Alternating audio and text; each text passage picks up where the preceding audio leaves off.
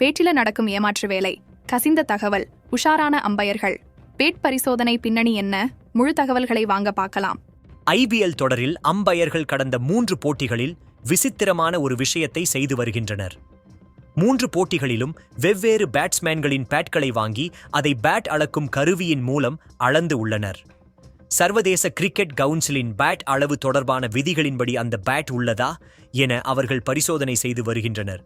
பேட்டின் அளவு குறிப்பிட்ட அளவை விட அதிகமாக இருந்தால் அவருக்கு ஏதேனும் தண்டனை வழங்கப்படலாம் அல்லது அந்த பேட் பறிமுதல் செய்யப்படலாம்.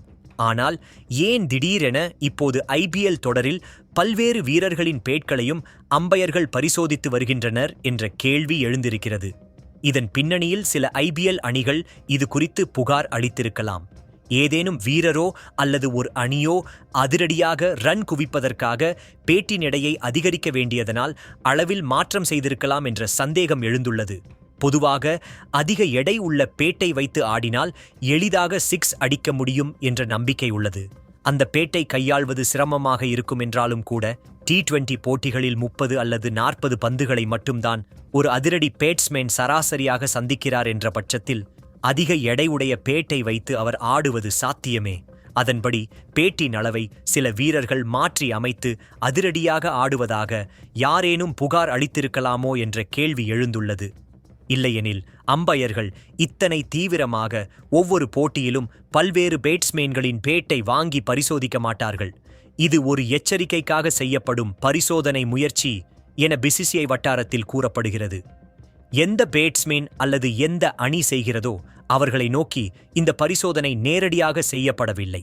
மாறாக அனைத்து அணிகளிலும் வெவ்வேறு பேட்ஸ்மேன்களின் பேட்டை வாங்கி பரிசோதிப்பதன் மூலம் நாங்கள் இதை தெரிந்து வைத்துள்ளோம், இனியும் அதை செய்யாதீர்கள் என மறைமுகமாக இதை செய்யும் வீரர் அல்லது அணிகளுக்கு விடுக்கப்படும் எச்சரிக்கை இது என கூறப்படுகிறது. நிச்சயமாக இப்போது அதிக எடை உடைய பேட்டை பயன்படுத்தி வருபவர்கள் அதை மாற்றிக்கொண்டிருப்பார்கள். இந்த ஐபிஎல் தொடரில் Punjab Kings, Kolkata night Riders, Sunrisers, Hyderabad மற்றும் டெல்லி கேபிட்டல்ஸ் ஆகிய அணிகள் பல போட்டிகளில் 200 ரன்களை சாதாரணமாக எட்டியிருக்கின்றன என்பது குறிப்பிடத்தக்கது.